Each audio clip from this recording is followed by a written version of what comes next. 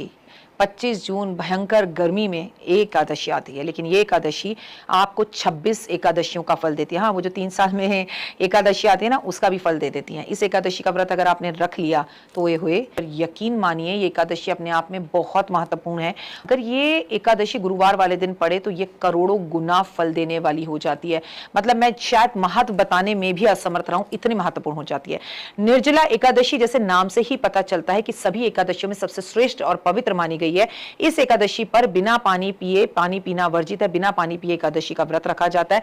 निर्जला एकादशी इसलिए इसे कहा जाता है। इस व्रत को करने से आपको सारी एकादशियों के व्रत रखने का लाभ मिलता है। साल में पड़ने वाली 24 एकादशियों के बराबर पुण्य देने वाला व्रत अकेले इस एकादशी का है। इसे भीमसेनी एकादशी के नाम से भी जाना जाता है, क्योंकि भीम ने केवल एक ही एकादशी का व्रत रखा था, जो कि ये एकादशी है। इस दिन शुद्ध मन से पूरे विधि विधान से भगवान विष्णु की पूजा करनी होती है। निर्मल मन को रखकर और निर्जला एकादशी का व्रत करना होता है। समृद्धि प्राप्त होती है, मोक्ष की प्राप्ति होती है। मैं आपको बता दूं कि निर्जला एकादशी के दिन मंदिर में जाकर भगवान विष्णु की गेहूं और चावल अर्पित करें। अब अन्न किसी जरूरतमंद व्यक्ति को दान करें। इस दिन आपको छबील जरूर बांटनी है। जगत के पालनहार भगवान विष्णु को पीला रंग अत्यधिक प्रिय है। इस दिन पीले कपड़े पहने। इस दिन अपने नहाने के पानी में भी थोड़ा सा केसर या हल्दी मिलाकर स्नान करें। श्री हरि की पूजा करें, पीले पुष्प अर्पण करें, पीले फूल अर्पण करें, पीले फल अर्पण करें और हम सब चीजों का दान भी करें। लेकिन इस दिन मटका, खरबूजा ये चीजें दान करनी जरूरी है।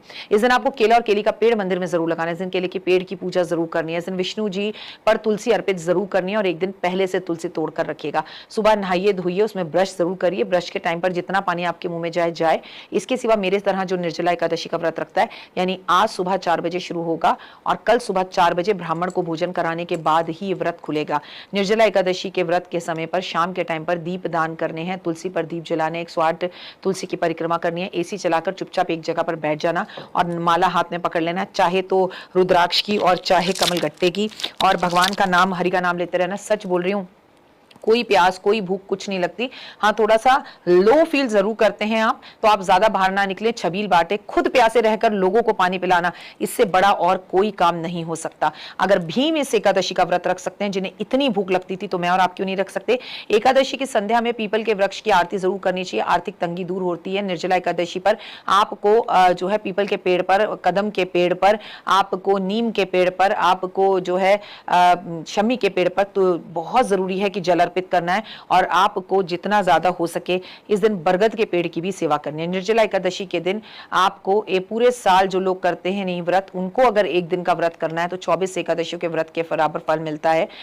निर्जला एकादशी की 25 जून